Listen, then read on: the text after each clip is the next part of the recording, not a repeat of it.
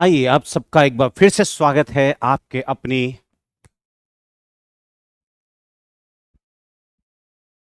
YouTube channel पर।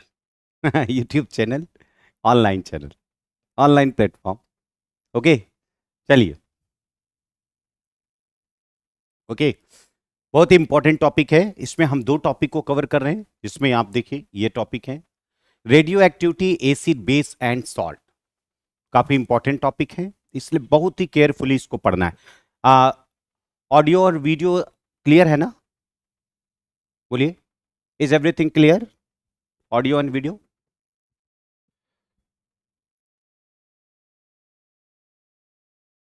Good evening, good evening. आइए आइए, जल्दी से आइए। रेडियो एक्टिविटी और फिर एसिड, बेस और साल्ट की बात करेंगे। ओके, तो हम लोग रेडियो एक्टिविटी के बारे में थोड़ा सा जान ले। हालांकि जानते रहेंगे हम लोग, जैसे पढ़ते जाएंगे हम जानते रहेंगे, लेकिन थोड़ा सा हम सब सीखते हैं। हम्म।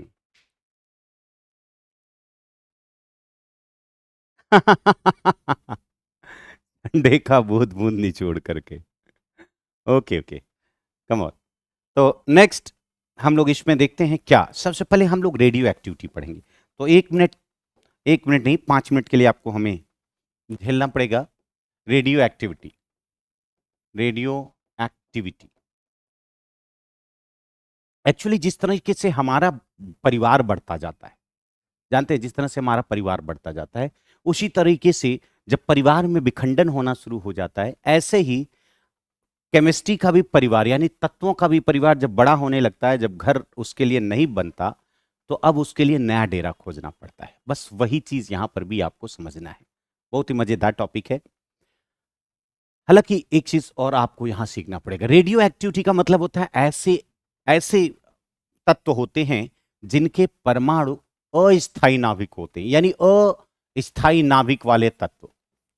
अस्थायी नाभिक यानी अनस्टेबल न्यूक्लियस वाले जो होते हैं, अनस्टेबल अनस्टेबल न्यूक्लियस। तो अनस्टेबल न्यूक्लियस वाले जो तत्व होते हैं ना, वो हमेशा कुछ रेडिएशन को निकालते रहते हैं। क्यों अनस्टेबल होते हैं, इसकी बात आप समझिए।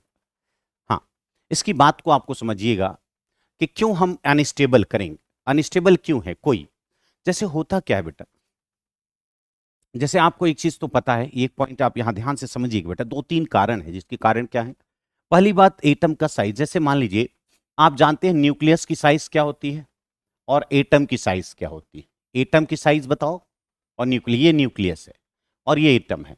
तो एटम की साइज यानी यहां से लेकर के बाहरी कक्षा तक जो होता है ना, इसका जो रेडियस होता है बेटा, वो 10⁻⁻12 मीटर होता है। ये यानी एटम की साइज ये है, एटम।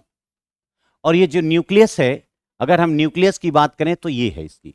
और न्यूक्लियस की जो साइज होती है वो 10⁻⁻15 मीटर, या इसको हम लोग फर्मी भी कहते हैं। आप शायद जानते होंगे, इसको हम लोग क्या बोलते हैं, फर्मी। हाँ, अरे मैं ठीक है, मैं इसको मिटा देता हूं। ठीक है, मैं समझ गया। हाँ, हाँ, तो यहां पर आप समझिएगा। तो यानी कितना होता है छोटा, इतना, 10 पावर। अब अगर हम बात करें हाइड्रोजन की, किसकी बात करते हैं, हाइड्रोजन की। तो हाइड्रोजन, अगर हम हाइड्रोजन की बात करते हैं, तो हाइड्रोजन का भी जो न्यूक्लियस होता, भले इसके पास एक ही इलेक्ट्रॉन है, तब भी इसका न्यूक्लियस 10⁻⁻15 मीटर होता है। और बड़े से बड़ा, जैसे मान लीजिए यूरेनियम, यूरेनियम जिसका 92 है, यानी यूरेनियम की बात करें 92, 235, यानी यहां पर 235 यानी 92 प्रोटॉन भरा हुआ है। और 92 इसमें से माइनस कर दो, 38 में 38 की बात कर ले, ये सॉरी, अरे यार, चलो 35 की बात करते हैं। अगर हम ध्यान से समझिएगा, यूरेनियम 235, हम इसकी बात करें, या कोई भी यूरेनियम हो, 35 हो या 38 हो, तो इनमें 92 अगर घटाएंगे तो ये इसमें न्यूट्रॉन आ जाएगा। यानी कितना हो जाएगा बोलो, 5 में से 2 जाएगा तो कितना आएगा, 3। और यहाँ 12 में से 9 गए, 3, 1, 133 ना, जितना भी है देख लो, सही बोल रहा हूँ या गलत हो रहा है? ना ना ना ना, 4, 143, 143 तो है बेटा इसके न्यूट्रॉन। देख रहे हैं ना, यूरेनियम का इतना बड़ा, तो भी इसका साइज क्या है, -15 मीटर। अब आप बताओ बेटा, अगर किसी का घर, अगर किसी में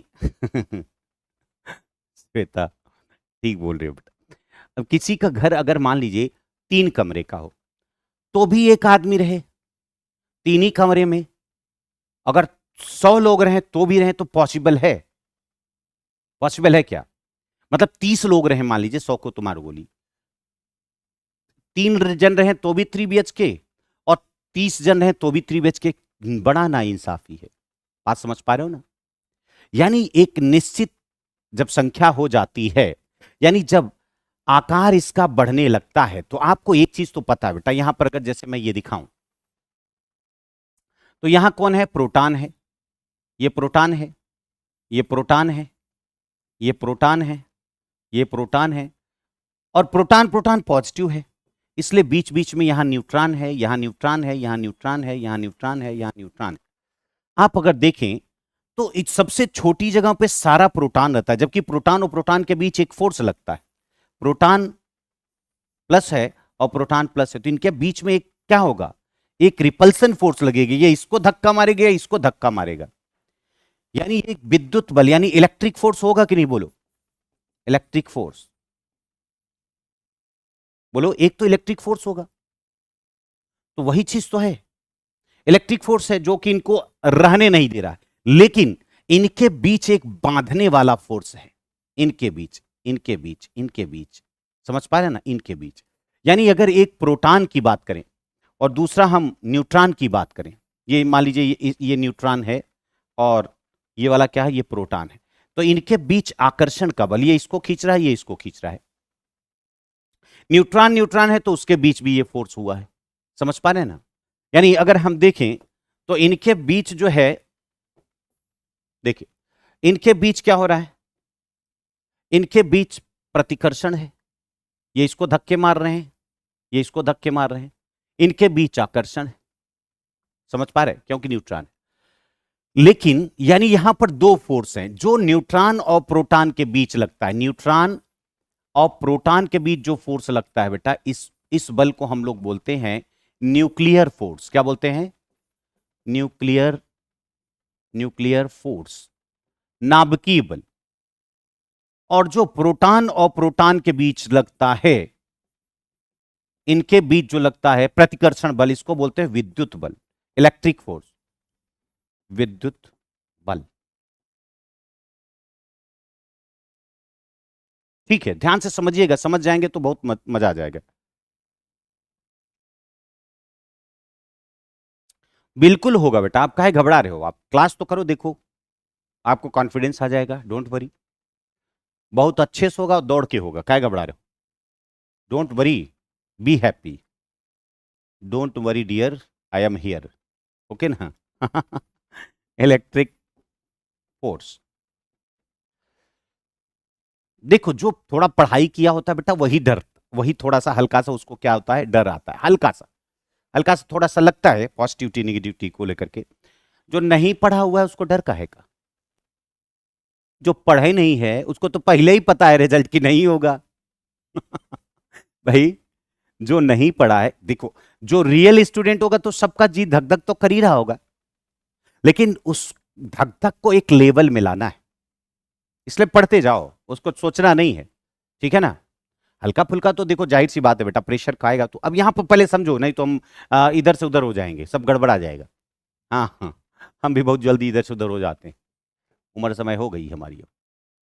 तो अब देखो, तो इलेक्ट्रिक फोर्स, और अगर देखो ध्यान से देखना बेटा, अगर न्यूक्लियर फोर्स ज्यादा है किससे, इलेक्ट्रिक फोर्स से, तब तो ये नाभिक स्टेबल रहेगा। जैसे हम्म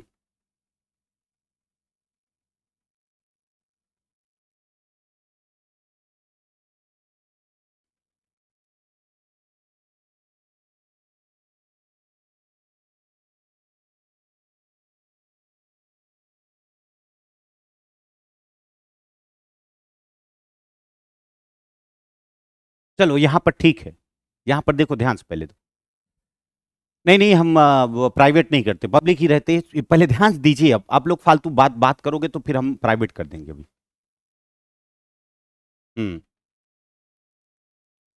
बिल्कुल, सबको हम आयुष्मान भव ही बोलते हैं।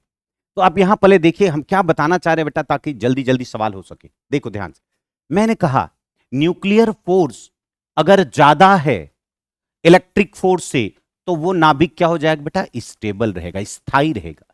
लेकिन अगर कहीं इसका उलट हो गया, यानी न्यूक्लियर फोर्स कमजोर हो गया, किससे, इलेक्ट्रिक फोर्स से, क्या हो जाएगा, अनस्टेबल। और ऐसा कब होता है, ऐसा कब होता है, जब किसी भी नाभिक में न्यूट्रॉन और प्रोटॉन का जो रेशियो है ना, ये जो रेशियो है वो डिस्टर्ब हो जाता है, असंतुलित हो जाता है, इम्बैलेंस। क्या हो जाता है, इम्बैलेंस हो जाता है। यानी कुल जो डिपेंड करता है किसी भी रेडियो सक्रिय पदार्थ बनने के लिए, वो न्यूट्रॉन और प्रोटॉन का रेशियो क्या करता है, न्यूट्रॉन और प्रोटॉन का रेशियो। ठीक है, अगर न्यूट्रॉन और प्रोटॉन का रेशियो लगभग एक या एक के आसपास रहता है ना, कुछ में सबका अलग अलग है, लेकिन अगर इस वाले में अगर देखें बेटा, इसमें वाले में देखें तो ये, जैसे आप देखिए, जैसे मैंने कहा कि ऑक्सीजन में देखें तो ऑक्सीजन में क्या होगा, ये देखिए 8 और 16। तो आप यहां देखेंगे न्यूट्रॉन देखेंगे तो भी 16 ही है, यानी न्यूट्रॉन और प्रोटॉन का रेशियो देखेंगे तो क्या हो जाएगा, आप देखेंगे 8/8 इक्वल टू 1। ऐसे सब में देखेंगे, कार्बन में देखेंगे तो भी ऐसे देखेंगे, लगभग लगभग एक के आसपास सब आता है। अगर ये बराबर बना रहता है न्यूट्रॉन और प्रोटॉन का रेशियो, ध्यान रखना न्यूट्रॉन और प्रोटॉन का रेशियो डिस्टर्ब हुआ, हम्म,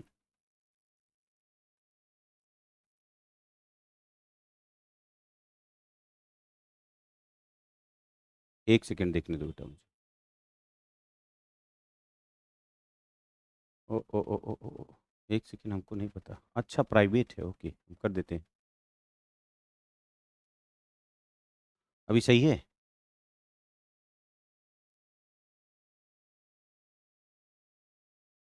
अब सबको दिखने लगा होगा। अच्छा प्राइवेट था, मुझे नहीं आइडिया था। अब यहां पर देखो ध्यान से, हाँ बिल्कुल, सभी लोग पूछते रहते हैं ना, उसमें फालतू कमेंट ना करना, सिर्फ पूछते रहिएगा। तो यहां पर एक पॉइंट आप समझिएगा, यानी मेन क्या होता है, इसका रेशियो। अब ये दोनों समझना बेटा, हम एक थोड़ा सा पारिवारिक दृष्टिकोण से बात करते हैं। हाँ, एक पारिवारिक दृष्टिकोण से बात करते हैं, उसको समझिएगा। जैसे मैंने कहा कि अगर किसी परिवार में, देखो परिवार में ईर्ष्या भी होता है, द्वेष भी होती है। अगर ईर्ष्या, जैसे क्या होता है कि अगर ढेर सारे लोग हैं तो कुछ लोग ईर्ष्या करते हैं, लेकिन कुछ लोगों के साथ प्रेम भी होता है। लेकिन अगर उस परिवार में लोगों के बीच का जो प्रेम है और कुछ लोगों के बीच की ईर्ष्या है, अगर ईर्ष्या बढ़ गई यानी हेट बढ़ गया, तो बेटा वो टूट जाएगा। ऐसे ही दो बल होते, एक प्रेम का बल है और एक ईर्ष्या का बल है। अगर प्रेम वाला बल रहा तो परिवार बंधा रहेगा, नहीं तो भैया हम दो हमारे दो निकल जाएंगे। और वो कब सही होता है, जब सबके बाद बराबर लड़के हों। देखो यहां पर यही बता रहा है ना कि जब सबके बराबर। और यहां पर देखो इसका, हम कर दें अगर n/p करें तो देखो कितना होगा, n कितना है, न्यूट्रॉन कितना है 143 और 92, देख रहे हैं ना 92, देख रहे हैं कितना ज्यादा है 192। अब आप फिर यहां पर करेंगे, देख देख सकते हैं कि कितना ज्यादा है 92। अगर हम इसमें करेंगे तो आ जाएगा 1, और पॉइंट यहां 0 करेंगे तो आप देखिए कितना बढ़ जाएगा ये, 9 5 जा, देख रहे हैं 1.5 के राउंड, देख रहे हैं कि नहीं, तो बहुत ज्यादा हो गया कि नहीं, यस। तो वही चीजें यहां पर हैं, यानी किसी के बच्चे बहुत ज्यादा। अब देखो सही समझो, कहीं जैसे मान लीजिए कोई एक परिवार है जिसमें 5 लोग रह रहे हैं, ठीक है ना, और हर 5 लोग रह रहे हैं, सबकी कमाई जो है, हर परिवार की कमाई क्या है, बराबर है। लेकिन पांचों जन के पास 2 बच्चे। अगर मान लीजिए इसमें से 4 जन के पास 2 बच्चे हों और एक जन के पास 5 बच्चा हो, तो ये वाला सबको क्या होगा, खलेगा। और फिर ये होगा कि भैया आपका बैलेंस गड़बड़ा गया। पहले अगर सबके पास 2 रहता तो ये रहता भैया सबके पास बराबर बराबर, इसके ज्यादा है तो ये हो जाए, और ये हो जाएगा बिगाड़। यही प्रॉब्लम तो यहां होती, न्यूट्रॉन की संख्या जब बहुत ज्यादा बढ़ जाती है। हाँ, फैमिली क्या हो जाती, तबाह। ठीक वैसे ये भी है। Is that clear? तो न्यूक्लियस समझ में आया। अब ये क्या निकालेंगे, अब ये क्या, अच्छा ये बताओ, जब ईर्ष्या बढ़ जाती है तो अब क्या होगी, लड़ाई होगी, झगड़े होंगे, कुछ लोग निकल के भागेंगे, कहेंगे हम नहीं रहना चाहते, लड़ाई झगड़ा, कुछ लोग निकल जाएंगे, तो कुछ लोग उसमें कहेंगे यार हम आ जाएं क्या। मेरी बात समझ पा रहे हैं कि नहीं? तो ये सारी चीजें होती, वही चीज होता है यहां पर भी। तो ये जो पीरियोडिक टेबल आप देख रहे हैं, जैसे यहां हम पीरियोडिक टेबल दिखाएं,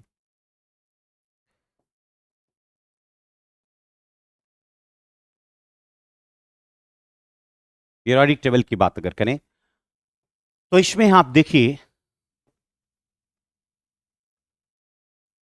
तो इस वाले केस में आप देखिए बेटा, यहां से जितने बड़े होंगे, ये हैवी नाभिक की वजह से, ये देखिए, ये आपको दिखाई 82, 82 के बाद अगर कोई होता है तो डिस्टर्ब हो जाते हैं। तो इसके बाद जितने भी होंगे, चाहे वो बिस्मथ हो, पोलोनियम हो, एंटीमनी हो, जो भी होंगे आगे इसके, सारे के सारे रेडियो एक्टिव होंगे। समझ में आया?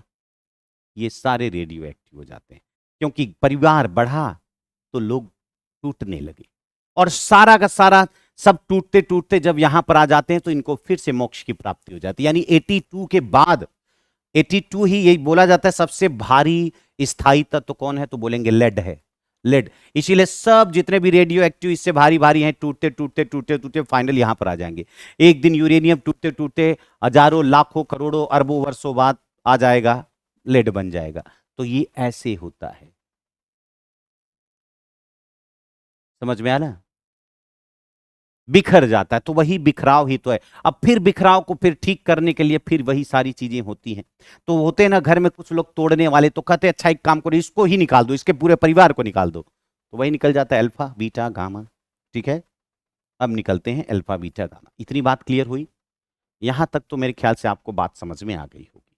ठीक है, अब बात करते हैं कि क्यों होता है। तो दो पॉइंट आपने समझा, एन और पी का रेशियो बहुत डिस्टर्ब हो जाता है और साइज बढ़ जाती है, जिसकी वजह से न्यूक्लियर फोर्स से ज्यादा लगने लगता है इलेक्ट्रिक फोर्स, और इसलिए उसमें से अल्फा बीटा गामा तब तक निकलते रहते हैं।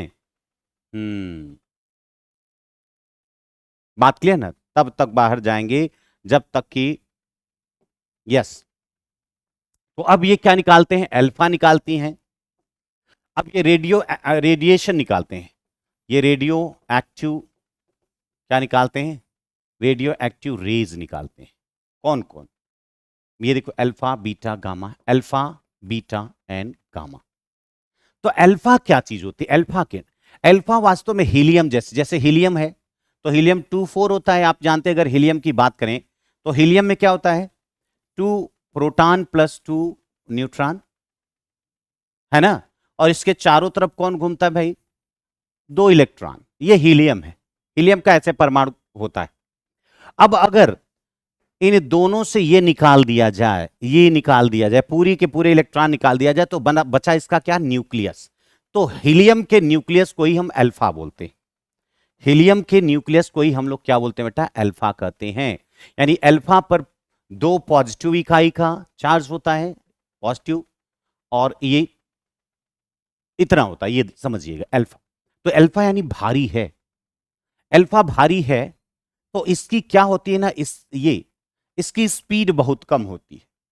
इसकी स्पीड क्या होती है, स्पीड, स्पीड बहुत कम होती है।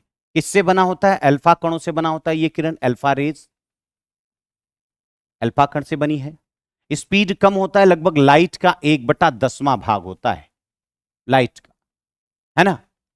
लेकिन इसकी ना पेनिट्रेशन पावर बहुत कम, क्योंकि स्पीड कम है तो इसकी भेदन क्षमता, जो बोलते हैं भेदन क्षमता, इसकी, अच्छा, इसकी वाली क्या होती है, इसकी वाली इसके कंपैरिजन में ज्यादा होती है, जो कि होती है 9/10, और इसकी जो होती है बराबर होती है, यानी लाइट के बराबर होती है। इसकी लाइट के इक्वल होती है, बराबर स्पीड होती है। फिर भेदन क्षमता यानी पेनिट्रेटिंग पावर की बात करें, थोड़ा सा दूर दूर कर देते हैं बेटा, यानी ताकि आप समझ पाए, यानी स्पीड, अगर हम स्पीड की बात करते हैं, और पेनिट्रेटिंग पावर, पेनिट्रेटिंग, भेदन क्षमता को हम बोलते हैं पेनिट्रेटिंग पावर, भेदन क्षमता, भेदन क्षमता, इसको हम क्या बोलते हैं, पेनिट्रेटिंग पावर। इसकी पेनिट्रेटिंग पावर बहुत कम होती है बेटा, बहुत कम, क्योंकि भारी होता है, तेज होता नहीं, तो पेनिट्रेट नहीं कर सकता, ये पेनिट्रेट नहीं कर सकता, है ना, बहुत बहुत कम होती, कम।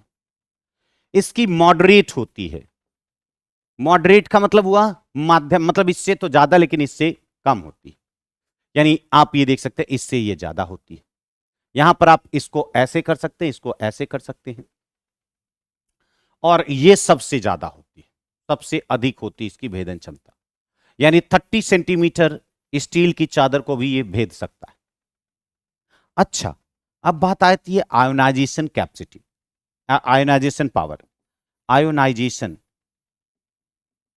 आयोनाइजेशन पावर जो होती है, पावर इसकी ज्यादा होती है। आयोनाइजेशन पावर की अगर बात करें, यानी इसको बोलते हैं आयनन क्षमता, आयनन क्षमता इसकी ज्यादा होती है, इसकी सबसे अधिक होती है, इसकी मॉडरेट होती है, और इसकी सबसे कम होती है, सबसे कम, है ना। एक और पॉइंट इसमें सीखना है, अगर किसी से एक एक अल्फा पार्टिकल निकलता है, जैसे कोई ए है, ए मटेरियल से कोई ए अल्फा पार्टिकल, मान लीजिए यहां पर कोई भी है, एक निकलता है, तो इसका मान लीजिए हमने कहा कि मान लो कोई भी मान लेते, जैसे यूरेनियम मान लेते, यूरेनियम 238 और 92, अगर एक अल्फा पार्टिकल निकलता है, तो जो एक्स मिलेगा उसके एटॉमिक नंबर में 2 की कमी आ जाती है, और मास नंबर में 4 की कमी आ जाती है, ये मिलेगा इससे। और यहां पर क्या होगा, अगर कोई मान लीजिए मैंने कहा कि ये कार्बन है, कार्बन 14 6, अगर इससे एक बीटा कण निकल गया, एक बीटा कण निकल गया, तो जो भी एक्स मिलेगा वो 6+1 हो जाएगा, और इस पर कोई प्रभाव नहीं पड़ेगा, और इससे कोई प्रभाव नहीं पड़ता, इस पर no effect, no effect in nucleus, नाभिक पर कोई प्रभाव नहीं पड़ेगा। यानी जैसे अगर यूरेनियम जाएगा तो थोरियम आ जाएगा, थोरियम का 90 है और 92 34, और ये जाएगा तो मिल जाएगा आपको नाइट्रोजन 7 14। क्यों भाई, बात क्लियर, तो ये हो जाता है। तो रेडियो एक्टिविटी, इतनी बात समझ गए, यही समझना है। चलिए देखते हैं, फिर उसके बाद न्यूक्लियर रिएक्टर आते हैं, तो उसके बारे में बात करेंगे हम लोग। चलो वन बाय वन। तो रेडियोधर्मिता की खोज किसने की थी, पहले ये बताइए।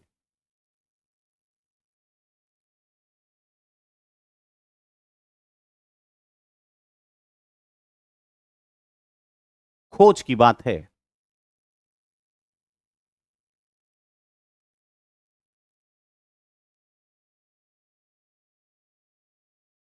किसने की थी, हेनरी बैकुरल ने, बिल्कुल हेनरी बैकुरल ने ही खोज की थी इसकी, आप जानते होंगे। ये देखिए, ये किए थे कब, 1896 ईस्वी में, यस, ये देखो 1896 में हेनरी बैकुरल ने यूरेनियम लवण का अध्ययन करते हुए की थी, बाद में मैरी और पियरे क्यूरी ने पोलोनियम का और रेडियम की खोज की थी, समझ रहे हैं ना। तो इन्होंने ये किया था, आप देख सकते हैं हेनरी बैकुरल ने। यहां देखिए, ये कह रहे हैं अल्फा पार्टिकल है मैक्सिमम आयोनाइजेशन पावर, अल्फा कणों की आयनीकरण क्षमता सर्वाधिक होती है।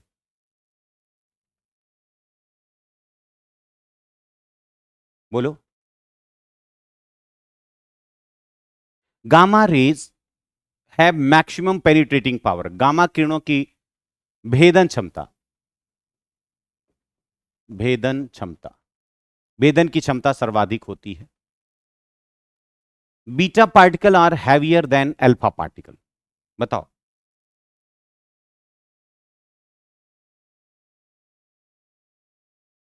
एकदम बढ़िया बेटा, एकदम एकदम। आओ जल्दी, करिए करिए करिए करिए।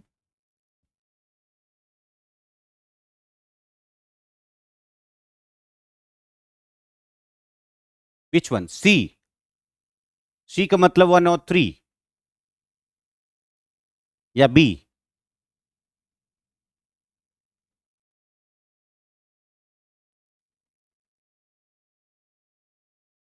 बिल्कुल ए। अरे भाई अल्फा पार्टिकल है, मैक्सिमम आयोनाइजेशन पोटेंशियल, तो अब मैक्सिमम आयोनाइजेशन ही तो होती है। मैंने अभी क्या बताया लल्ला, यहां क्या बताया था मैंने? आयोनाइजेशन सबसे ज्यादा अल्फा की, फिर इसकी मॉडरेट, सबसे कम इसकी। अभी तो बताया। भेदन क्षमता सबसे ज्यादा इसकी, और यही सबसे हैवी है क्योंकि इतना है, बाकी तो सब ये तो इलेक्ट्रॉन के बराबर है। और ये तो इलेक्ट्रोमैग्नेटिक रेडिएशन है, इलेक्ट्रोमैग्नेटिक रेडिएशन। यानी सबसे भारी ये है, फिर ये है, और फिर ये है। यही तो बताया था। तो भी आ जाओ बेटा कविता, बोलो लल्ला एंड लल्ली। समझ में आया? तो बीटा पार्टिकल हैवियर होती है? No, alpha is heavier than beta and beta is heavier than gamma. Next, alpha सबसे ज्यादा आयोनाइज करती है लेकिन पेनिट्रेशन कम होता है। गामा सबसे ज्यादा पेनिट्रेट करती है लेकिन आयोनाइजेशन कम होता है। बीटा पार्टिकल बहुत हल्की होती है अल्फा से, लेकिन भारी होती है। अल्फा से भारी नहीं, ओ सॉरी, गामा से भारी होती है, हल्की होती है। कहां हो Lalla Aman Raj? What is the SI unit of radioactivity? ये कह रहे हैं कि रेडियो धर्मिता की एसआई यूनिट क्या है? क्यूरी या बैकुरल?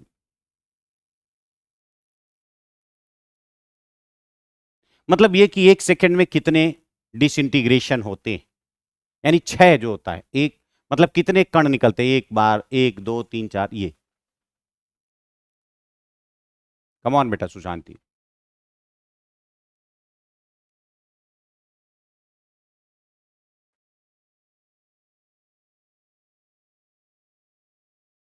बोलो बोलो।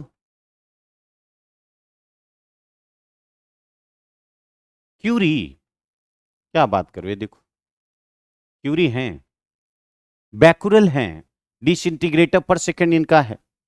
ये क्यूरी तो पुरानी है, ये है, ये देखो। एक बैकुरल जो होता है, एक बैकुरल बराबर 1 डिसइंटीग्रेशन पर सेकंड, यानी प्रति सेकंड 1 विघटन जो होता है। और क्यूरी एक पुरानी इकाई होती है जो कि बहुत बड़ी होती है, यानी 1 सेकंड में इतना होता है, यानी 3.7 इंटू 10 विघटन पर सेकंड अगर होता है तो उसको हम बोलते हैं क्यूरी। क्यूरी बहुत बड़ी यूनिट है बैकुरल के कंपैरिजन में। ठीक है,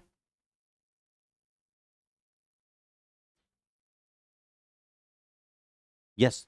यानी अल्फा बीटा या गामा क्या निकल रही है पर सेकंड? ये। नेक्स्ट, हाफ लाइफ पर radio active element depend on its temperature and pressure. किसी रेडियो धर्मी तत्व का अर्धायु उसके तापमान और दाब पर निर्भर करता है। Half life is a nuclear property and independent of chemical condition. बिल्कुल, बताओ।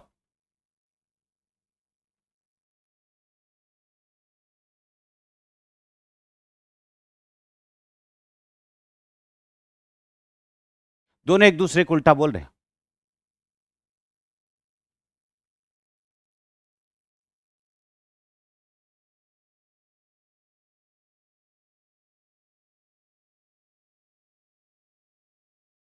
अच्छा मतलब दूसरे से क्यों प्रभावित हो रहे, जो आपको आता है वो बताओगे कि? बिल्कुल, यानी ओनली क्या है, 2 इज द करेक्ट। क्यों? क्योंकि भाई इससे कोई मतलब नहीं है बेटा, और उसके तापमान दाब इससे क्या मतलब है? फिर तो आप ये बताओ, जैसे फिर तो हम किसी का लाइफ हम पता ही नहीं कर पाएंगे। जैसे अब फॉसिल वाला की बात कर रहे हैं, जैसे आप क्या बोलते हैं हम, बोलते नहीं कि कार्बन 14 जो है कार्बन डेटिंग कराती है, कार्बन 14। तो अगर इसकी अर्धायु इन सब से प्रभावित होती तो हम कैसे निकाल पाते किसी का? तो पता चला कभी कम जो होती कभी ज्यादा। तो इसलिए ना अर्धायु का मतलब क्या होता है कि कोई भी पदार्थ अपनी प्रारंभिक मात्रा का जितने समय में आधा रह जाता है, यानी एनी सब्सटेंस, यानी आप कह सकते द टाइम, है ना, the time which eight which any substance become just half of its initial amount. Initial amount से जस्ट क्या हो जाता है, वही टाइम को हम क्या बोलते हैं? समझ में आया? तो यानी इस पर अगर ऐसे डिपेंड करता, जैसे मैंने कहा, ये बताओ कि इसकी अर्धायु मान लीजिए 5800 वर्ष है, मान लीजिए 5800 वर्ष है, 5800 वर्ष, हाँ लगभग यही है। यानी ये अपने, जैसे मान लीजिए ये 1 ग्राम है, 1 ग्राम है, तो 5800 वर्षों में ये कितना हो जाएगा? 0.5 ग्राम। फिर अगले 5800 वर्षों में कितना हो जाएगा? 0.25 ग्राम। फिर 5800 वर्षों में कितना हो जाएगा? 0.125 ग्राम, या जो भी है, बोलो, बात क्लियर? इसलिए अर्धायु नाभिकीय गुणों पर है। अर्धायु एक नाभिकीय गुण है, न्यूक्लियस का गुण है, वो कभी भी किसी रासायनिक या भौतिक दशाओं पर डिपेंड नहीं करती। नहीं तो आप बताओ, फिर तो फॉसिल, जैसे फॉसिल की लाइफ कैसे पता कर पाते हैं? अब बताइए थोड़ा तो। अब जैसे अब आप देखो, जैसे मैं आपको बताता हूं, यहां समझिएगा। कार्बन डेटिंग समझ गए कि क्या होती है कार्बन डेटिंग? भाई किसी भी, मान लीजिए हम क्या, किसी भी जीवाश्म का पता लगाने के लिए कि कितना साल पुराना है, हम लोग क्या यूज करते हैं? Carbon dating. तो कार्बन डेटिंग क्या है? कार्बन 14 का यूज करते हैं इसके डेटिंग के लिए। इसमें क्या होता है, और इसका हमको अर्धायु पता है कि 5800 वर्ष है, 5800 वर्ष, है ना। आप एटमॉस्फेयर में 99 पॉइंट और 1 का रेशियो है, यानी कार्बन 12 99% मिलेगा और ये इतना मिलेगा। एटमॉस्फेयर में कार्बन डाइऑक्साइड का जो ये वाला है C12, वो 99% है और 1% C12 है। अच्छा, ये तो नॉर्मल है, तो इसका कोई हाफ लाइफ तो होती नहीं, ये तो हमेशा बना रहेगा। जैसे भाई एटमॉस्फेयर में ये है, तो हमें कार्बन डाइऑक्साइड एटमॉस्फेयर से ही तो मिली है। हमारी बॉडी में भी तो वही होगा, जो एटमॉस्फेयर में वही इस हमारी बॉडी में होगा। बोलो, वही होगा। मान लीजिए आप, अगर मान लो मैंने ये कहा कि कोई भी व्यक्ति मान लीजिए 50 किलो का है ना, 50 किलो का है, तो 50 किलो में अगर देखें तो 50 किलो का 1% कितना हो जाएगा? आधा किलो, 500 ग्राम। तो 500 ग्राम ये है, या मान लीजिए हमने कहा कि ये मान लीजिए 99 ये है, तो एक ये है। अब हम अगर पूछें कि किसी फॉसिल में मान लीजिए ये इसका मिल रहा है, मान लो ये 1 ग्राम है, मान लो 1 ग्राम है। अब किसी फॉसिल में ये देखा गया कि 0.0667 इतना ग्राम मिल रहा है। तो बताओ कितने साल हो गया पुराना? बोलो। अरे भाई यहां पर देखो, एक 5800 वर्ष में यहां तक आया, दूसरे 5800 वर्ष में यहां तक आया, तीसरे 5800 वर्ष में यहां तक आया, इसके बाद जाएगा तो वही हो जाएगा 0.0675 आ जाएगा कि नहीं? यानी 5800 वर्ष यहां है, तो ये सबको जोड़ दो, 1 2 3 4, 4 हुआ, 5800 में 4 से भाग दे दो, गुणा कर दो, 0 0, 4 और 32 और 4 5 20, 20 3 23, 23,200 वर्ष पुरानी हो गई। ऐसे ही तो होता है। तो अच्छा ये बताओ, कभी कभी बहुत गर्मी, कभी बहुत ठंडी, अगर ये रेट नहीं होता तो हम अर्धायु कैसे निकालते? बात क्लियर हुई? यही है। चलो, अर्धायु केवल 6 स्थिरांक पर डिपेंड करती है। हाँ,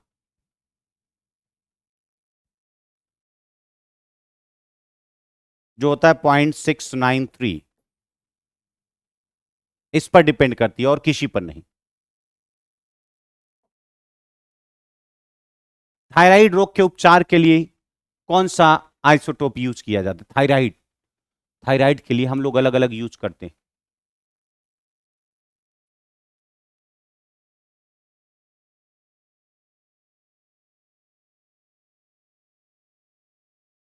बोलो। थायराइड रोगों के उपचार में कौन से आइसोटोप प्रयुक्त किए जाते हैं?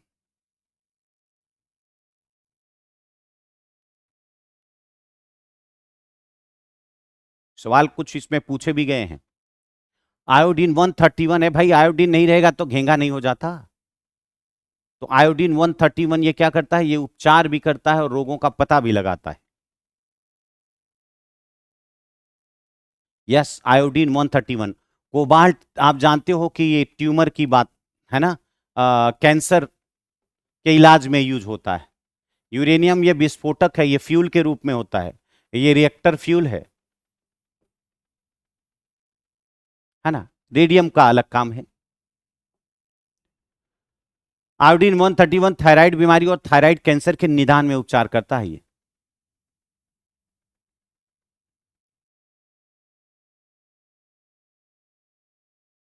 नेक्स्ट,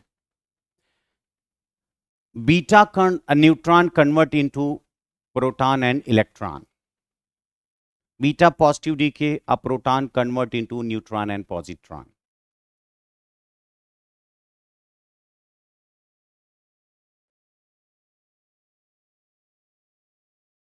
ये बीटा डीके की बात कर रहा है बेटा, जो बीटा डीके होता है, बीटा डीके।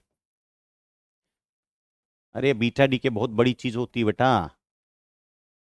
सारे तत्व जब आप पढ़े होंगे ना, 5 फंडामेंटल फोर्स होते हैं। एक gravitational force, electromagnetic force, strong nuclear force and weak nuclear force. तो इसमें वीक न्यूक्लियर फोर्स काम करता है 6 में। अगर यहां देखिए, देखिए बेटा, ये कब होता है? ये होता कब है? ये नहीं समझ में आ रहा है तो अब समझो। ये देखो, ध्यान से देखो। ये बीटा जो होता है, जैसे मैंने आपको बताया, एन और पी का रेशियो अगर डिस्टर्ब होता है तो वो क्या हो जाता है? असक अगर इसका रेशियो गड़बड़ाया तो इंबैलेंस हो जाता है।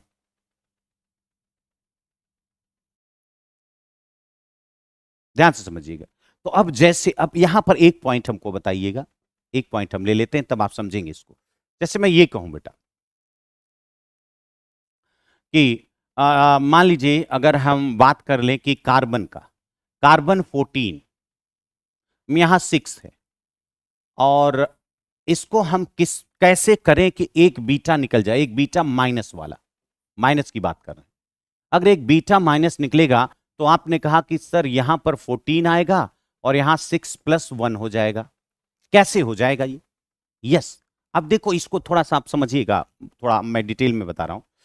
ये नाभिक है कार्बन का, तो 6 कार्बन, सामान्य अगर हम कार्बन की बात करते हैं, सामान्य कार्बन तो C6 और 12 होता है, जिसमें कि सामान्यतः देखा जाए कि 6 प्रोटॉन है और 6 ही न्यूट्रॉन है, और 6 ही उसके चारों तरफ इलेक्ट्रॉन घूम रहे हैं, है ना?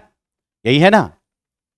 लेकिन हमें यहां नाभिक की बात कर रहे हैं, क्योंकि जो रेडियो एक्टिविटी है ये न्यूक्लियर रिएक्शन है, ठीक है ना? अब देखो यहां पर ध्यान से समझिए।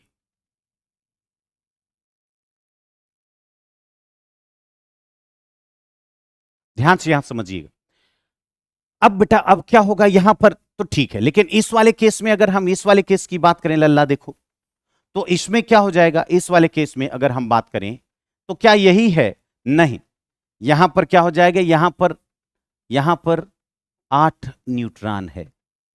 अब इस केस में तो अगर एन और पी का रेशियो देखेंगे तो 1 आएगा, यानी कार्बन अगर स्टेबल होना है तो उसका 1 होना ही पड़ेगा, नहीं तो वो स्टेबल नहीं होगा। तो ये कैसे कैसे क्षय होगा, बीटा निकल निकल के क्या बनेगा, ये तो वही देखना है। वास्तव में क्या होता है, अब यहां पर या तो प्रोटॉन न्यूट्रॉन में बदलेगा या तो न्यूट्रॉन प्रोटॉन में बदलेगा, और ये एक फोर्स काम करता है जो इसको बदलता है। उसी को बोलते हैं बेटा वीक न्यूक्लियर फोर्स। क्या बोलते हैं?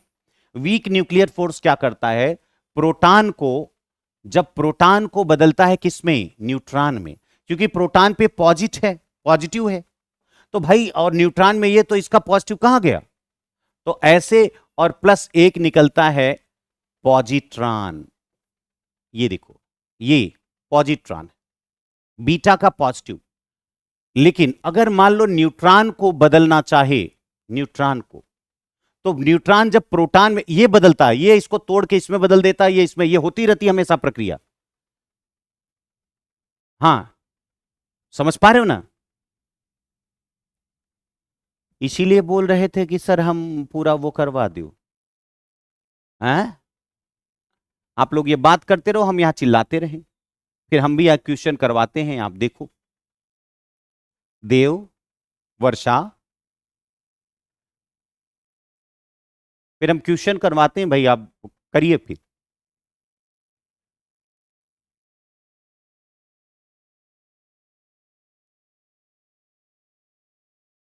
हम यहां चिल्लाकर बता रहे हैं और आप लोग,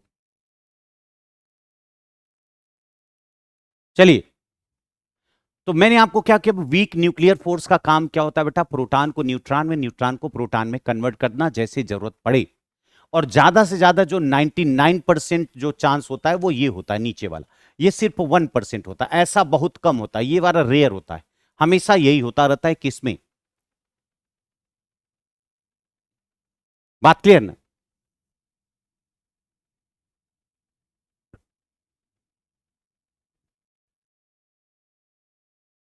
क्लास पे फोकस करो बेटा, मैं मेहनत लगा करके आपको ये पढ़ा रहा हूं, नहीं तो हम तो क्वेश्चन करवाते चले जाएं, जो आएगा आएगा, नहीं आएगा नहीं आएगा। लेकिन हम क्वेश्चन यहां पर इसलिए करवा रहे हैं ताकि मान लीजिए आगे नया कोई भी क्वेश्चन आ जाए तो आप डरे ना। तो अब ये वाला जो क्वेश्चन, ये जानबूझ के हमने डाला ताकि आपको एक एक सवाल में समझा सकूं। समझ में आ रहा है?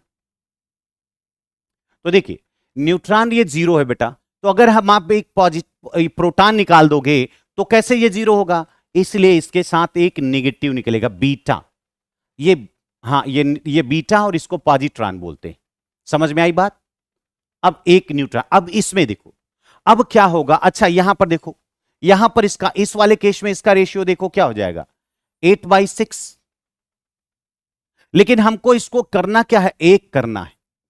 तो एक करने के लिए ये देखो, ऊपर न्यूट्रॉन को एक प्रोटॉन में कन्वर्ट करना पड़ेगा। यानी अगर ये प्रोटॉन एक, एक इसमें से जो ऊपर का न्यूट्रॉन है ना, ये न्यूट्रॉन है, न्यूट्रॉन को अगर हम एक किसमें कन्वर्ट कर दें, प्रोटॉन में, तो देखो प्रोटॉन भी साथ हो जाएगा और ये भी साथ हो जाएगा।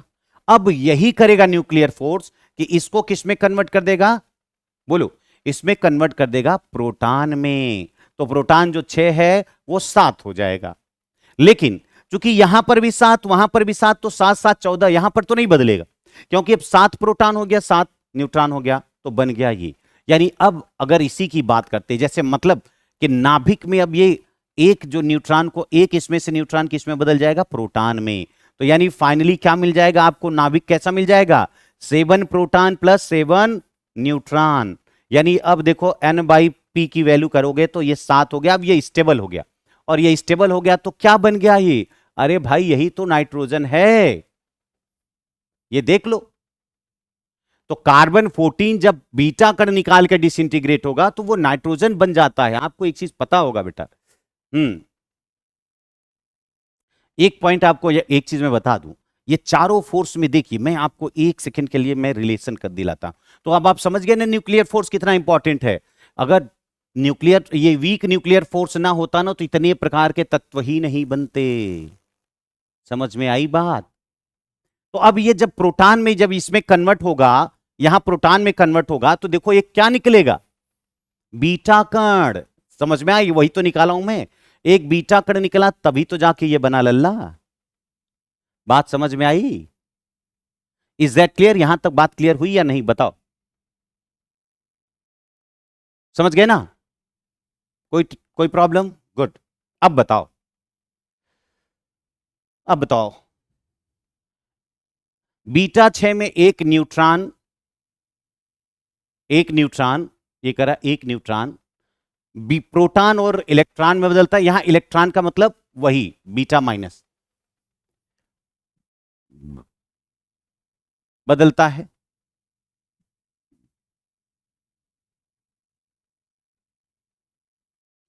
और ये डीके में पॉजिटिव डीके में एक प्रोटॉन कन्वर्ट होता है इनटू न्यूट्रॉन एंड पॉजिट्रॉन।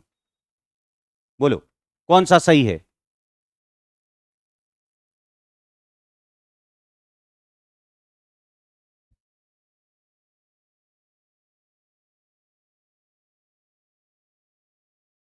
बताओ भाई, भी बहुत है लल्ला। बताओ बताओ अब कौन सा सही है? अब इतना पे भी नहीं बता पा रहे हो।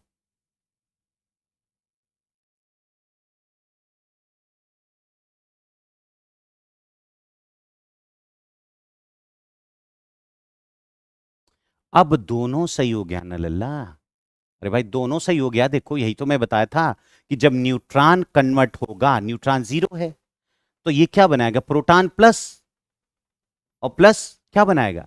बीटा निगेटिव यानी इलेक्ट्रॉन। भाई बीटा तो इलेक्ट्रॉन ही है। और अगर प्रोटॉन पॉजिटिव कन्वर्ट होगा तो भाई ताकि इसका भी, ये देखो ये पॉजिटिव और निगेटिव मिलकर ये जीरो बन जाएगा ना। और ये पॉजिटिव है तो अगर सिर्फ आप यहां पर न्यूट्रॉन निकालोगे तो आपको एक बीटा यानी पॉजिट्रॉन भी निकालना पड़ेगा। हालांकि आगे एंटी न्यूट्रिनो न्यूट्रिनो भी निकलता है, लेकिन उससे मतलब नहीं। तो ये पॉइंट आपको याद रखना होगा बेटा, बिना इसके काम नहीं चलेगा। बात समझ में आई? एक पॉइंट और यहां समझना, आप जानते हो बेटा अगर वीक न्यूक्लियर फोर्स ना होता ना तो इतने तत्व नहीं बनते। और अगर न्यूक्लियर फोर्स ना होता ना तो कोई परमाणु ही नहीं बनता, कोई पदार्थ ही नहीं बनता, है ना, कोई कोई न्यूक्लियस नहीं बनता, सॉरी, कोई न्यूक्लियस स्टेबल ही नहीं होता अगर स्ट्रांग न्यूक्लियर फोर्स नहीं होता। ये न्यूक्लियस को तो देखो, ये नए तत्वों को बनाता है और ये उसके नाभिक को स्टेबल करता है, और ये नाभिक के चारों ओर इलेक्ट्रॉन को घुमा घुमा करके पदार्थ बनाता है, एटम बनाता है, एटम बनाता है। और सारे पदार्थों को पूरे ब्रह्मांड में ये जोड़ने का काम करता है। पूरे ब्रह्मांड में अगर कोई है तो ये है। पूरे ब्रह्मांड में एक पदार्थ दूसरे पदार्थ से जुड़ा हुआ है, देखो इस फोर्स की वजह से। एक कोई भी पदार्थ बना हुआ है वो इस फोर्स की वजह से। कोई पदार्थ का सबसे छोटा न्यूक्लियस नाभिक बना है वो इस फोर्स की वजह से। नए पदार्थ जो बने हुए, नए पदार्थ इतने जो क्रिएट हुए हैं वो इस फोर्स की वजह से। समझ में आई लल्ला? हाँ नेचर है ये, यही चार फंडामेंटल हैं। चलो आगे चलते, इतनी बात क्लियर? तो देखो दोनों सही। चलो आगे चलते। Which particle was recover by James Chadwick in 30, अच्छा आप 37 में नहीं बेटा, ओहो मैं 37 बता गया था ना, 32 में ये खोजा गया था, सबसे लास्ट में खोजा गया था, वहां पर यही बात थी। बोलो।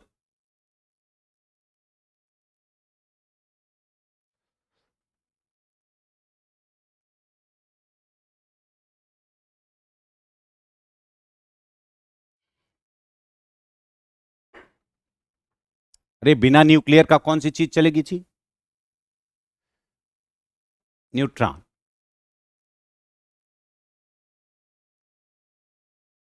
कौन सा ईएमएफ? इलेक्ट्रोमैग्नेटिक फोर्स बेटा, electromagnetic force, gravitational force, electromagnetic force यानी विद्युत चुंबकत्व बल।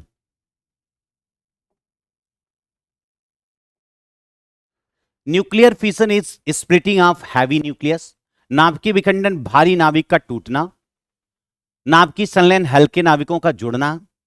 सूर्य ऊर्जा मुख्यतः नाभिकीय विखंडन से उत्पन्न करता है।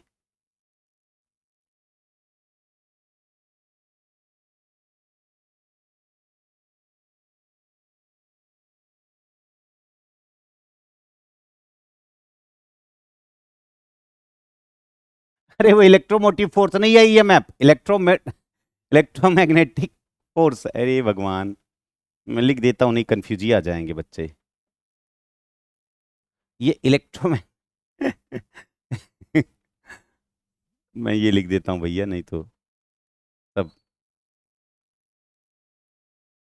रुको, पूरा कबाड़ा निकाल दोगे आप लोग भाई। ये है ग्रेविटेशनल फोर्स, ग्रेविटेशनल फोर्स। ये है इलेक्ट्रो मैग्नेटिक फोर्स। ये है स्ट्रॉन्ग न्यूक्लियर फोर्स। और ये है वीक न्यूक्लियर। यही चार तो फंडामेंटल फोर्स हैं।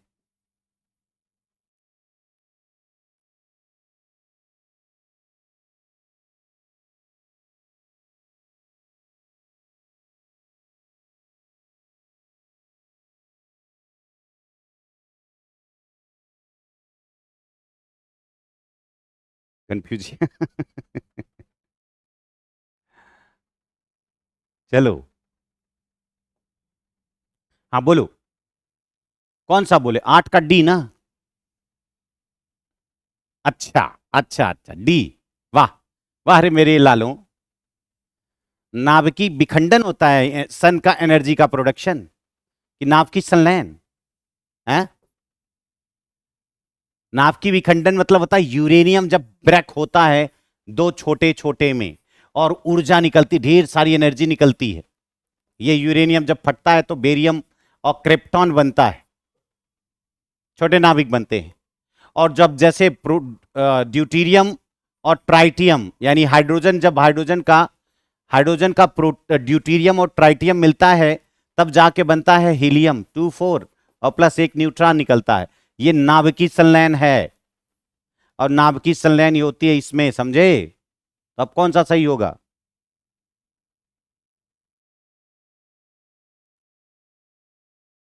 हम्म।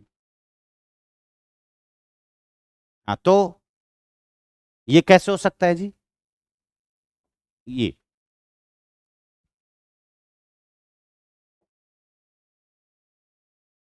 यूरेनियम जैसे भारी नाभिक का टूटना, हाइड्रोजन जैसे नाभिकों का जुड़ना, सूर्य में फ्यूजन होती, फ्यूजन का मतलब नाभिकीय संलयन। इसको हिंदी में क्या बोलते हैं? नाभिकीय संलयन से मिलती है ऊर्जा लल्ला, समझे?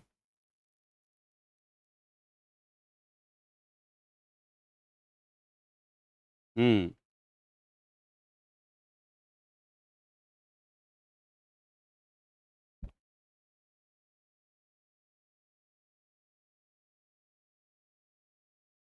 चलो next. Which isotope is use in radio carbon dating? Radio carbon dating में हम लोग किसका यूज करते हैं?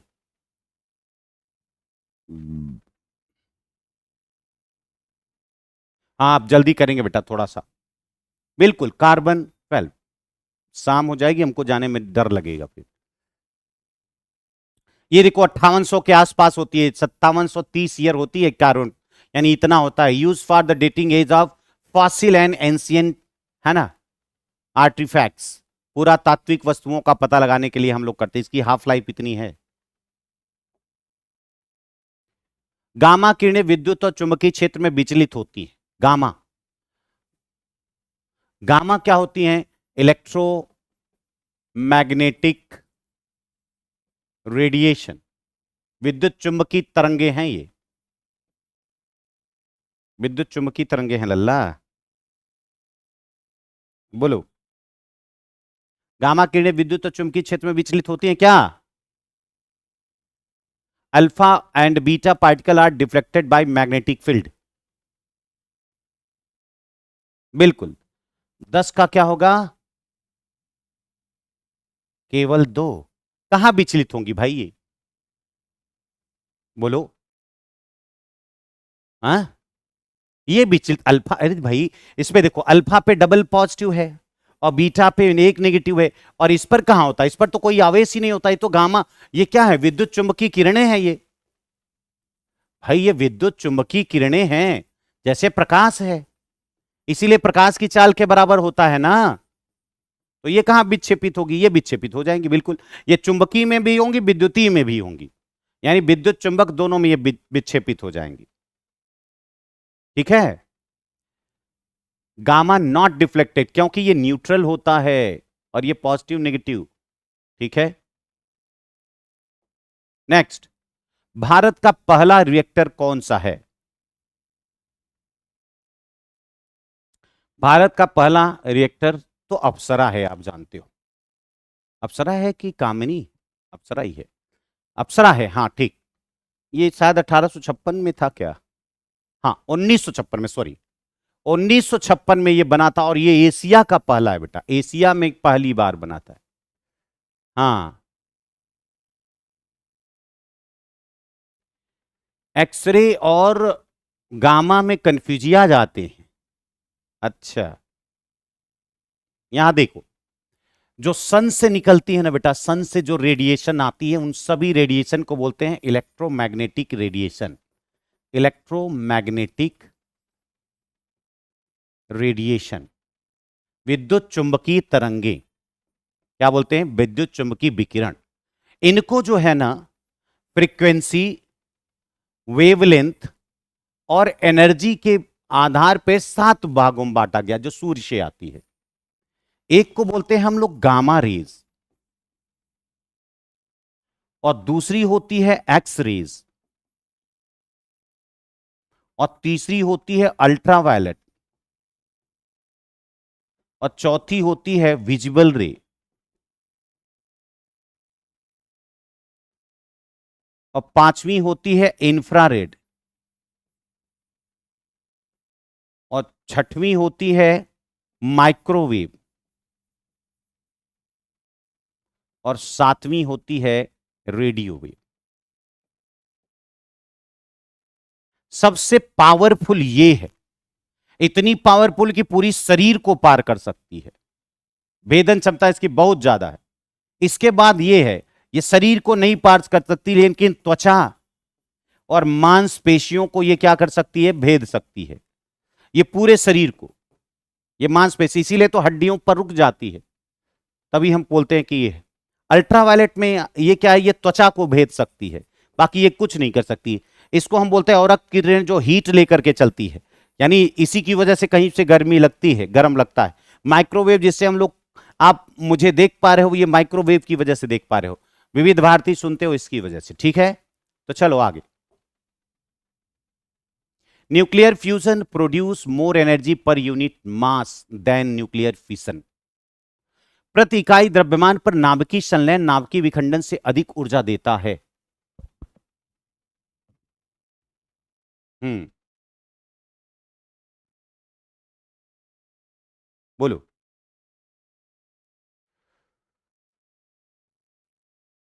दूसरा, संलयन के लिए अत्यधिक उच्च ताप और दाब की आवश्यकता होती है।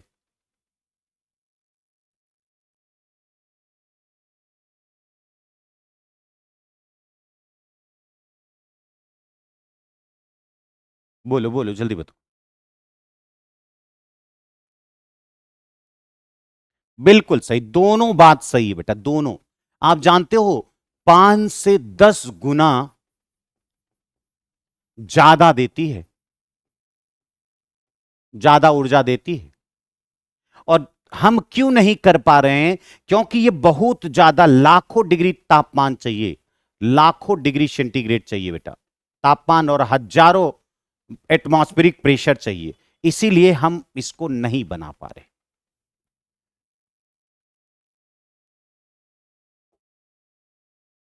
देखो, है ना, ये देखिए, संलयन है तो लाखों डिग्री तापमान और उच्च दाब आवश्यक है ना।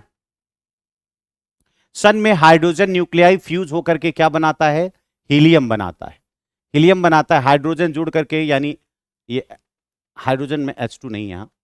और आप जानते हैं हीलियम में कौन जुड़ता, कौन है हीलियम बनाने में, प्रोटियम नहीं आता है, ये आता है, ये और प्लस ये आता है, और तब जाकर के यहां पर क्या होता है, high high temperature, high temperature and high pressure, high temperature high pressure ये जुड़ते हैं तो बनता है क्या, हीलियम, हीलियम 2 और 4, और एक न्यूट्रॉन भी इमिट कर जाता है।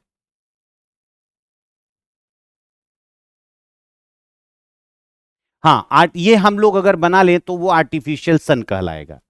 मतलब आप संलयन, जो संलयन रिएक्टर होता है, फ्यूजन रिएक्टर को ही हम लोग जो है, फ्यूजन रिएक्टर, रिएक्टर जिसको हम लोग बोलते हैं टोकामैक, टोकामैक, इसी टोकामैक को ही हम लोग क्या बोलते हैं बेटा, artificial sun, artificial sun. Tokamak reactor है जिसको फ्यूजन रिएक्टर बोलते हैं, उसी को बोलते हैं हम लोग टोकामैक आर्टिफिशियल सन, ठीक है ना।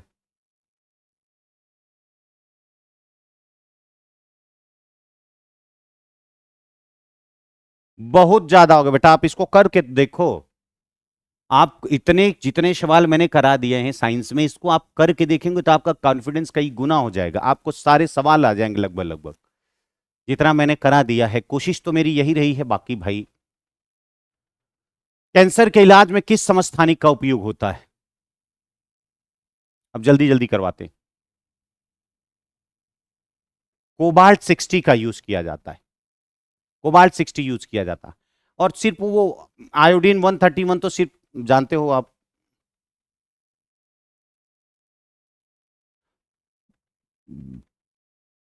Cobalt 60, cobalt 60 emits gamma rays used in radiotherapy. Gamma rays निकलती है, और गामा रेज क्या करती है, जो कैंसर ट्यूमर है ना उसको ये डिस्ट्रॉय कर देती है। Chain reaction is nuclear fission, is controlled in reactor by moderator. ये कह रहे हैं कि श्रृंखला श्रृंखला अभिक्रिया में, नहीं, नाभिकीय विखंडन, ये बोल रहे हैं नाभिकीय विखंडन की श्रृंखला अभिक्रिया में, श्रृंखला अभिक्रिया में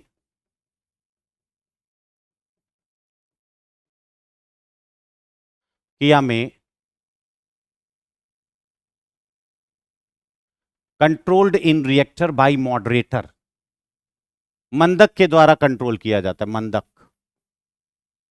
control rod absorb excess neutron, ये कह रहे हैं जो कंट्रोल रॉड होती है यानी नियंत्रक छड़ें, नियंत्रक छड़ें जो होती हैं एक्स्ट्रा न्यूट्रॉन को एब्जॉर्ब कर लेती हैं,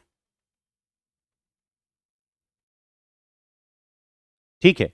वही तो है chemotherapy. Yes yes yes yes, यही सब चीजें तो डाली जाती हैं, यही तो है कीमोथेरेपी लल्ला। कि शरीर के अंदर से ट्यूमर को हटाना चाहते हैं, तो कौन सा सही होगा इसमें?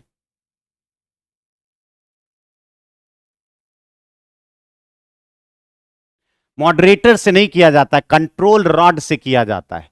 यहां पर ये मॉडरेटर क्या करता है, न्यूट्रॉन की स्पीड को कम करता है। Chain reaction in nuclear fission is controlled in reactor by moderator, ठीक है ना। कौन है? Only 2 B. अच्छा दोनों है क्या? एक सेकेंड।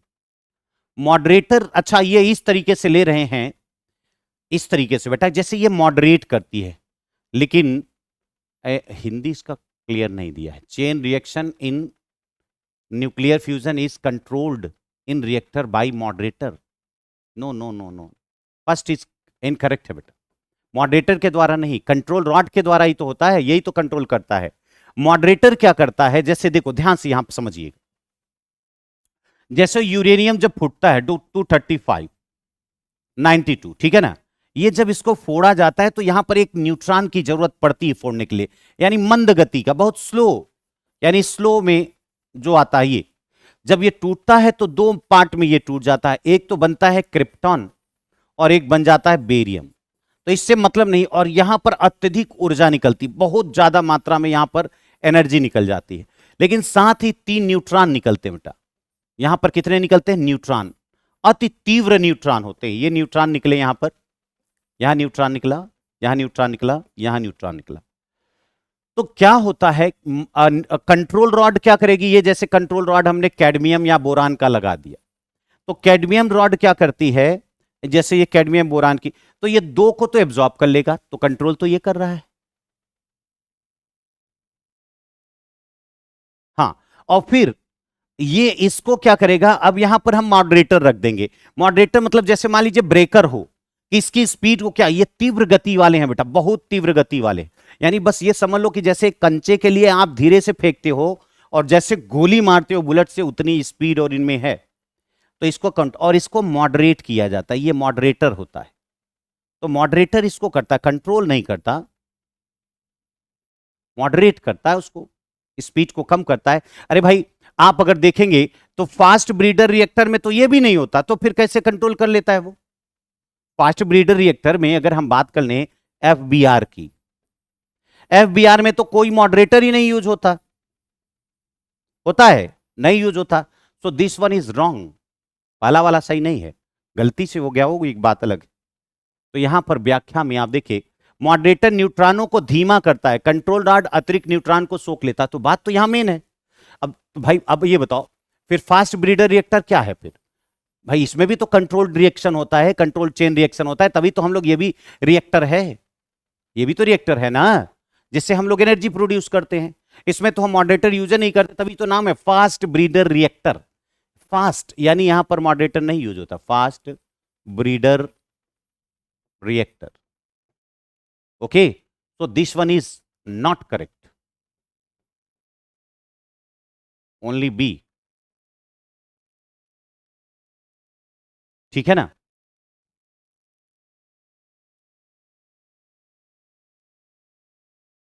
क्या 233 कैसे हुआ? कौन सा? अरे 5 है मेरे लाल, अरे मैं लिख दिया हूं 5 है, 33 नहीं। देख रहे हैं ना, तो इसको किया जाता बस। कंट्रोल रॉड मॉडरेटर में तो कोई भी यूज हो जाता है। मॉडरेटर में हम लोग क्या क्या यूज करते हैं? बाय हो तो यहीं लगे हाथ देख लो। जैसे कंट्रोल रॉड में हम लोग किसको यूज करते हैं? कंट्रोल रॉड, जो कंट्रोल रॉड होती है वो या तो बोरान की होगी या तो कैडमियम की होगी, है ना? लेकिन अगर हम बात करते हैं जैसे मॉडरेटर, मॉडरेटर तो मॉडरेटर हम लोग क्या लेते हैं? H2O भी लेते हैं, हम D2O भी लेते हैं, D2O भारी जल, हम ग्रेफाइट भी लेते हैं, ग्रेफाइट भी लेते हैं।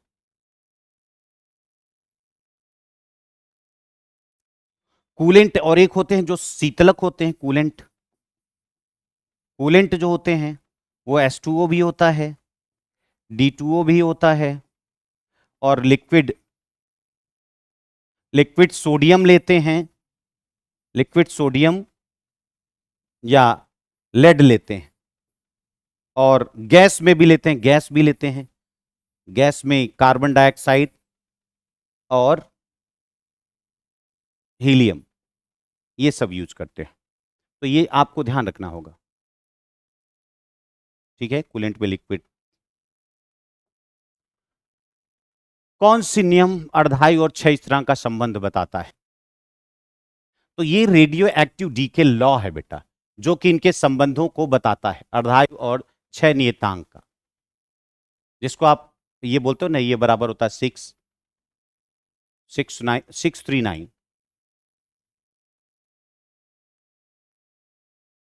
इसी का ये रिश्ता बताता है।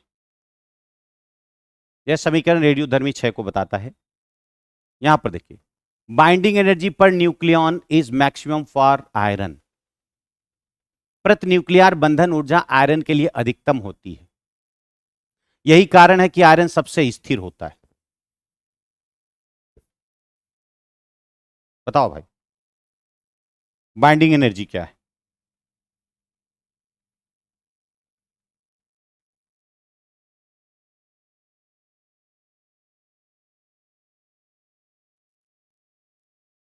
बिल्कुल, दोनों बातें सही हैं बेटा। इसीलिए सबसे ज्यादा ये बाइंडिंग एनर्जी का मतलब होता है कि आप जानते होंगे कि एक होता है द्रव्यमान क्षति और एक होती बाइंडिंग एनर्जी। जैसे अगर हम बात करें वास्तव में, जैसे एक प्रोटॉन है, जैसे मान लीजिए नाभिक है बेटा, नाभिक, नाभिक में प्रोटॉन और न्यूट्रॉन होते हैं। बोलो भाई, कौन कौन होता है इसमें? प्रोटॉन और न्यूट्रॉन होते हैं, है ना? यही बंधे रहते हैं यहां पर, प्रोटॉन और न्यूट्रॉन होते हैं। लेकिन आप अगर आपसे ये देखा जाए कि अगर हम प्रोटॉन का वेट कर लें, प्रोटॉन प्लस न्यूट्रॉन को यहां जोड़ लें, और इन लोगों का अलग अलग, जैसे मान लीजिए 5 प्रोटॉन हैं और 5 न्यूट्रॉन हैं, ठीक है ना? अगर इन दोनों को, इसका वेट कर लें, इसका भार निकाल लें और इसका भार निकाल लें, और इन दोनों का योग करके जो भार आएगा, जितना भी आए, जो भी आए वेट, जितना भी आएगा, अगर हम इस पूरा 5 प्रोटॉन 5 न्यूट्रॉन का न्यूक्लियस वाला भार ले लें, यानी ये वेट न्यूक्लियर है और ये वेट बाहरी वाला वेट आउटर है ओ, तो आप जानते हैं हमेशा क्या होता है, बाहर वाला ज्यादा होता है WN से। तो यानी ये जो कमी आई है, जबकि है वही, जब 5 न्यूट्रॉन, मेरी बात समझिए एक बेटा, हाँ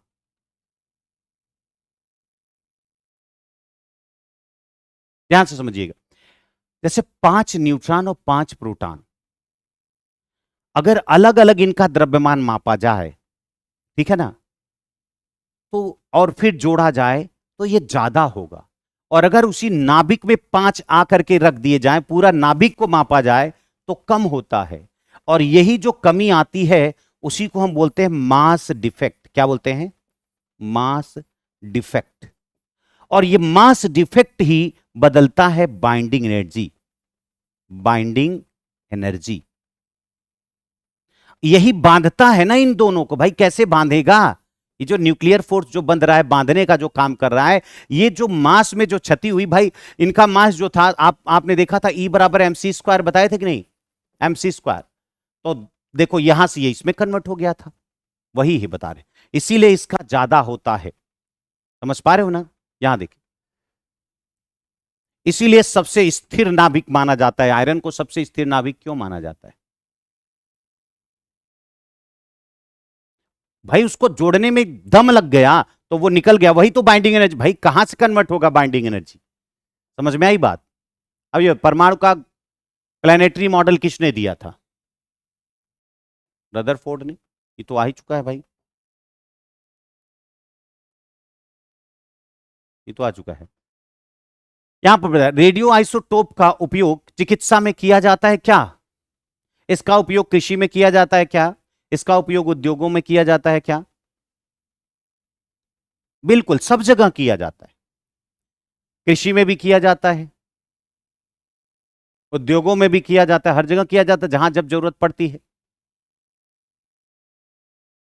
चिकित्सा में तो ढेर सारे आपने देखा कि आयोडीन 131 है ना, 131 होता है। और क्या देखे, कोबाल्ट 60 देखा, फास्फोरस 32 देखा, ढेर सारे हैं इसमें यूज होते हैं। सोडियम की बात करें, सोडियम 24 भी है। अच्छा, सोडियम 24 जो होता है वो यहां पर भी यूज होता है, सोडियम 24। ये जैसे बड़ी बड़ी पाइपलाइन होती हैं, वो डिस्टर्ब होती हैं, रॉड खराब होती है, तो उसको देखा जाता है, यहां पर यूज किया जाता है। और यहां पर फ्लोरीन 18 यूज किया जाता है, नहीं 19। कृषि में भी उपयोग किया जाता है कार्बन 14 का। तो कई यूज होते हैं बेटा, सब जगह पर यूज होते हैं, सब जगह यूज होते हैं। यानी आप ये पूरा देख सकते हैं, देखो तीनों में यूज हो रहे हैं। ये देखो इंडस्ट्री में, ये देखो एग्रीकल्चर में फास्फोरस, अच्छा फास्फोरस भी यूज होता है, देखो एग्रीकल्चर में कार्बन 14 भी होता है पता करने के लिए। थिकनेस ये देखो, इरिडियम 93 थिकनेस गेज पता लगाने के लिए किया जाता है। सभी क्षेत्रों में आइसोटोप का यूज किया जाता है। हैवी वाटर रिएक्टर में किसका उपयोग मॉडरेटर के रूप में करता है? हैवी वाटर रिएक्टर यानी heavy water reactor SWR moderator के रूप में कौन करता है?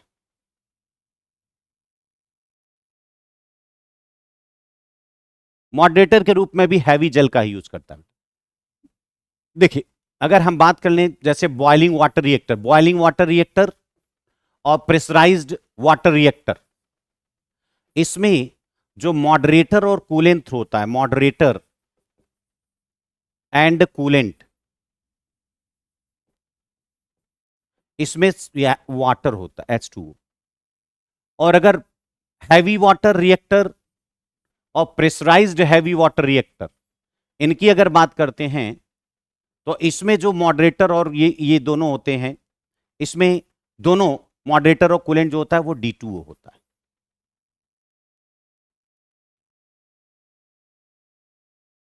ठीक है।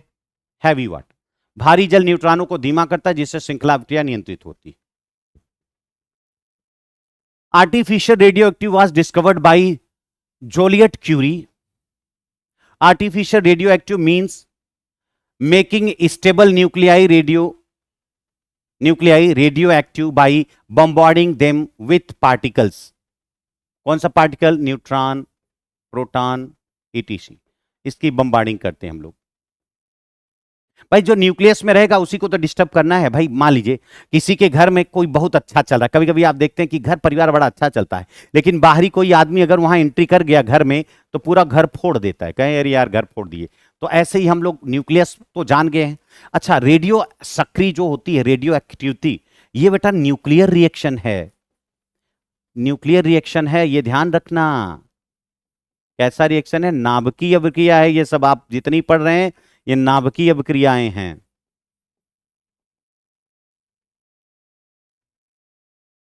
अच्छा, कल हम ना YouTube पर आएंगे। कल YouTube पर आएंगे शाम को 8:30 बजे। और आपको लगता है कि क्या टॉपिक वहां पर कुछ नया चीज, अगर आपको अगर ऐसा लगे कि सर वो टॉपिक पर बात कीजिए, तो हम लोग कल उस पर बात करेंगे। वही शाम को 8:30 बजे, रात को 8:30 से लेंगे हम। अगर आप लोग वहां पर आना चाहें तो हमको बता दीजिएगा।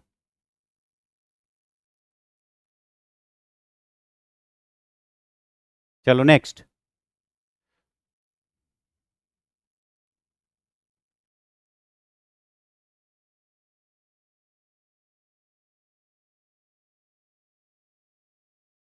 अच्छा हो गया ना। ये कौन थे? ये जूलियट क्विरी साहब थे। ये फैक्चुअल चीजें आपको याद रख लें। भारतीय रिएक्टर थोरियम ईंधन पर आधारित। थोरियम पर आधारित कौन है? थोरियम पर कौन आधारित है भाई? ये आपको याद करना पड़ेगा। कौन है? थोरियम पे कामनी है।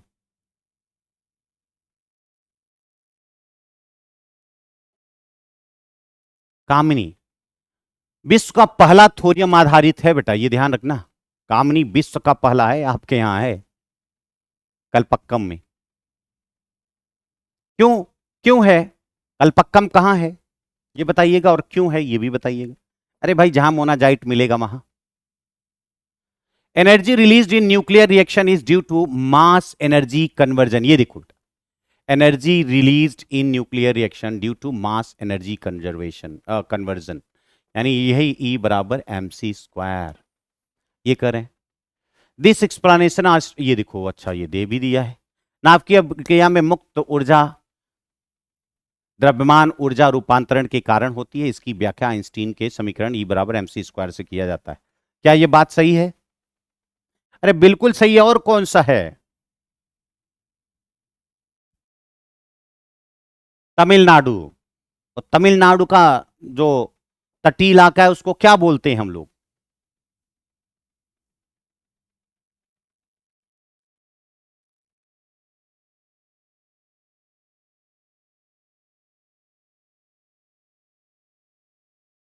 विकिरण का पता लगाने के लिए किस गैस का उपयोग किया जाता है? विकिरण, डिटेक्टिंग रेडिएशन। रेडिएशन का पता लगाने के लिए हम लोग किसका करते हैं? हम जल्दी जल्दी कर रहे हैं बेटा, चलो।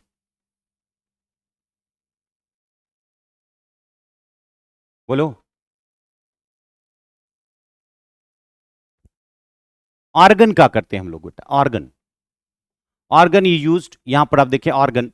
ऑर्गन गीगर मूलर काउंटर, एक ये आर्गन गैस का उपयोग कर विकिरण का पता लगाते हैं। गीगर मूलर काउंटर ये इसी के द्वारा पता किया जाता है, यंत्र है। In a nuclear reactor coolant is use to remove heat. Without coolant reactor में overheat and cause accident.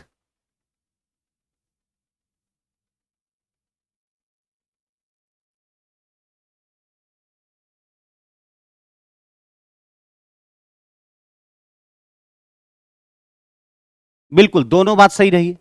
अगर ऐसा नहीं हुआ तो गड़बड़ा जाएगा भाई। कूलेंट इसीलिए तो होते हैं ताकि हीट को वहां से रिमूव कर पाए, भाई मेन कोर से हटाएं। माइंड साथ नहीं दे रहा है क्या? ऑफ कर दें, जैसा कहिए आप। हाँ,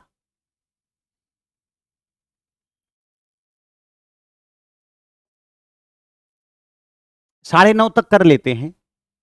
जल्दी जल्दी कर देते हैं, अब सब ऐसा ही है। यहां पर हिरोशिमा पर गिराया गया कौन सा? प्लूटोनियम 239 गिराया गया था, है ना? देखिए, यूरेनियम गिराया गया था, प्लूटोनियम, वही तो। अच्छा, एक सेकेंड एक सेकेंड, हिरोशिमा पूछा है नागासाकी? ओके, अच्छा हिरोशिमा पूछा बेटा, हिरोशिमा। नागासाकी पे गिराया गया था, हिरोशिमा में यही गिराया गया था। नागासाकी में, यहां मैंने दोनों लिख दिया है। नागासाकी में जो है ना प्लूटोनियम गिराया गया था और यहां पर यूरेनियम ही था। हाँ, गुड गुड, ये सही दिया है। सॉरी, कौन सा एक प्रबल अम्ल है?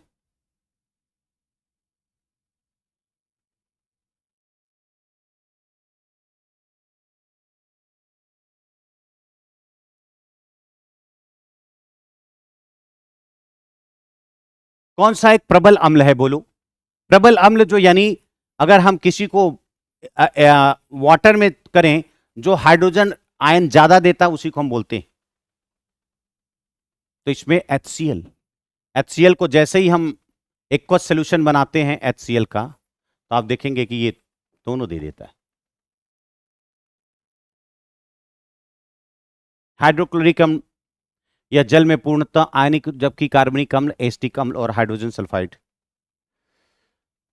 Metal oxide are generally basic in nature, non metal oxides are generally acidic in nature. Amphoteric oxide reacts with both acid and base.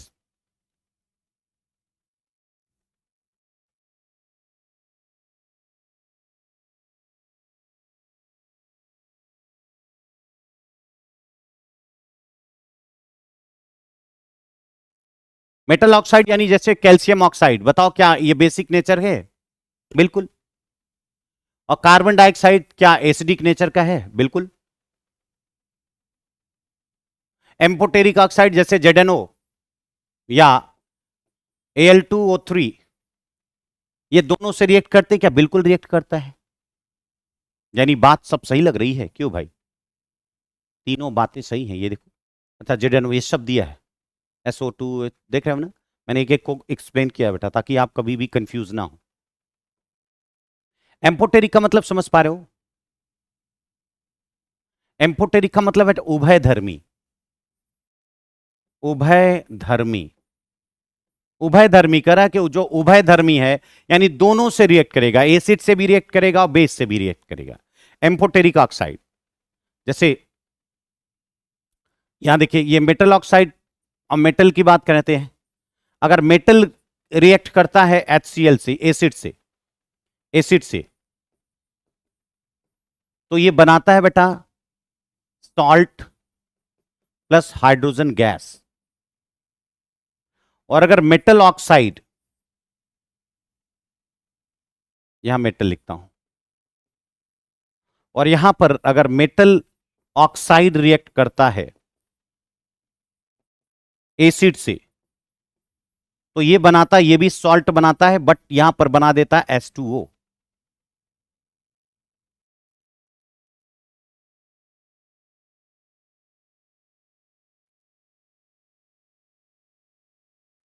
क्या हुआ?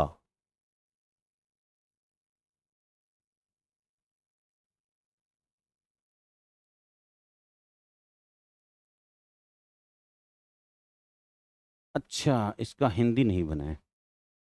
अच्छा, एक काम करते हैं, आज की क्लास यहीं पर हम ऑफ कर देते हैं, इसकी हिंदी बनवाते हैं और फिर उसके बाद आपसे बात करते हैं, ठीक है ना? कैसा रहेगा? इसको हम उस वाले में, आगे वाले में ऐड कर देंगे, क्या दिक्कत है? अभी आपका दिमाग भी हम नहीं काम करेगा, क्योंकि इसमें रिएक्शन आपको ज्यादा समझने पड़ेंगे। 3-4 रिएक्शन ऐसे हैं बेटा, जिसमें जैसे मेटल का, मेटल ऑक्साइड्स का, है ना, एम्फोटेरिक ऑक्साइड्स का, कार्बोनेट का, बाइकार्बोनेट का, ये थोड़ा समझना पड़ेगा। अच्छा, वाह, हाँ हाँ हाँ हाँ, बिल्कुल बिल्कुल बेटा, इसको समझ नहीं पाएंगे हिंदी में, तो ये क्या कह रहा है, ये सही बात है। क्योंकि होता क्या है ना, ऐसा नहीं कि इंग्लिश ज्यादा दिक्कत, क्योंकि हर एक टर्मिनोलॉजी में प्रॉब्लम होती है। जैसे अब एम्फोटेरिक बच्चा नहीं समझ पा रहे, एम्फोटेरिक क्या बोल रहा है, ठीक है? तो मैं समझ गया, और मुझे लग रहा है कि ऐसे होंगे।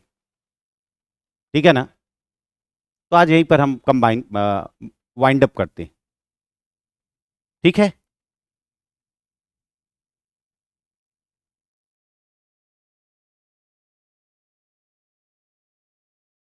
Okay, done. नहीं, कल नहीं बेटा, अब हम बुधवार को लेंगे। बुधवार को जो 2-3 क्लासेस बची है उस दिन हम लोग करेंगे। अच्छा, आप लोगों ने बताया नहीं, कल हमारी शाम को 8:30 बजे होगी क्लास। उसमें हम क्या, आप बताएंगे टॉपिक, तो उस टॉपिक पर हम डिस्कस कर लेंगे, ताकि हम वही क्वेश्चन बनाए ना। जो आपको लगता है कि सर ये टॉपिक साइंस में हमको थोड़ा सा गड़बड़ कर रहा है, उसको समझाइए।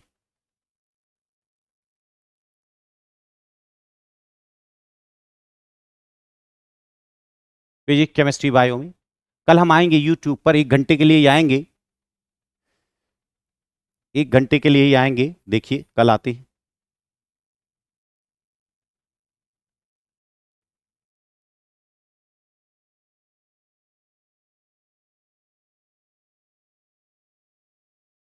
ठीक है, अच्छा।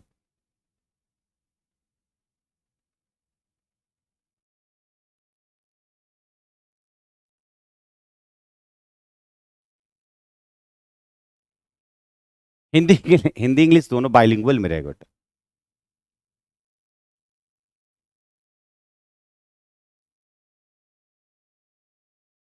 ठीक। Okay okay, done. सबकी बातें कर लेंगे। और से भी क्वेश्चन आएंगे, बिल्कुल आएंगे बेटा। आगे मेटल, नॉन में, तो मेटल जब हम पढ़ेंगे तब ना आएगा वो। मेटल में आएंगे, एलॉय आएगा, मेटल ग्लासेस आएंगे, सब आएंगे। कहीं क्यों नहीं आएंगे? सारे के सारे सारे क्वेश्चन आएंगे बेटा। मेरी क्लास में केमिस्ट्री या फिजिक्स या बायोलॉजी कोई भी पढ़ोगे, ऐसा था क्या कि किसका नहीं आया था? सबका तो आएगा।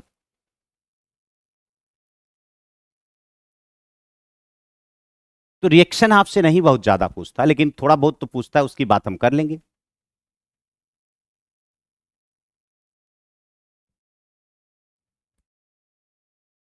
मेटलर्जी भी थोड़ा हम बता देंगे। मेटलर्जी तो सबसे सरल है। मेटलर्जी सो सो इजी। ठीक है।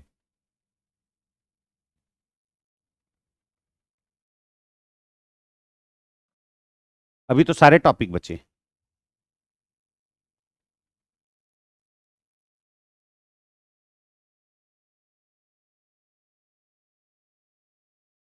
Okay, thank you very much. ठीक है, फिर हम मिलते हैं कल। Good night.